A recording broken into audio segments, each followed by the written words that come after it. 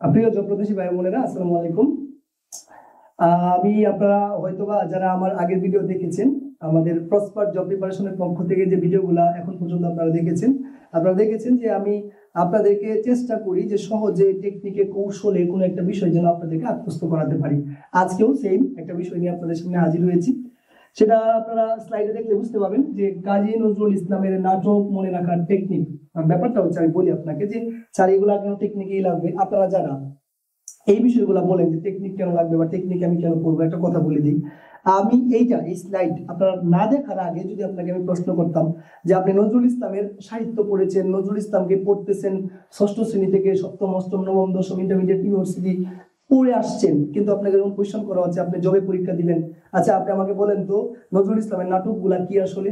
আপনি একটা নাম বলতে পারতেছেন, দুইটা নাম বলতে পারতেছেন, হয়তো তিনটা নাম বলতে পারতেছেন। আমার কথা হচ্ছে যে আপনি এই টেকনিকটা পড়ার পর আপনি নজরুল ইসলামের যতগুলো নাটক আছে আপনি চমৎকার ভাবে মনে রাখতে পারবেন। এই জন্যই কিন্তু আসলে কৌশল আপনি মনে রাখবেন। বিশেষ করে সাহিত্যকর্মগুলো মনে রাখা খুবই কঠিন হয়ে যায়। আপনারা এই টেকনিকটা একটু দেখবেন, আমার মনে হয় না যে আপনারা কোনো জায়গায় বলবেন। দেখেন আমি কি লিখছি, জ্বরের দিনে আলেয়া ও মধুমালা পুতুলের বিয়েতে। জ্বর হচ্ছে আমার বাইরেও, কিন্তু জ্বর হইতেছে এখন। আমি আজকে স্লাইড পড়াচ্ছি, সাথে বৃষ্টি হচ্ছে, মিলে গেছে। একটু খেয়াল করেন আপনারা।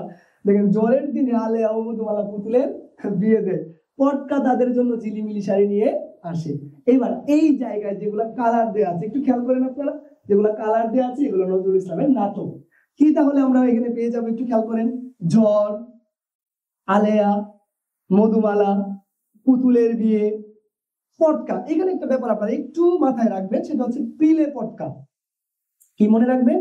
পিলে পটকা। একটু মনোযোগ দিবেন আপনারা।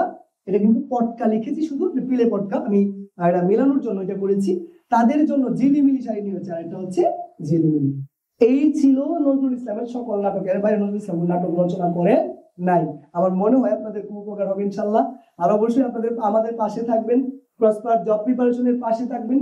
অবশ্যই যদি আমার ভিডিও ভালো থাকে শেয়ার এবং ফলো দিয়ে রাখবেন।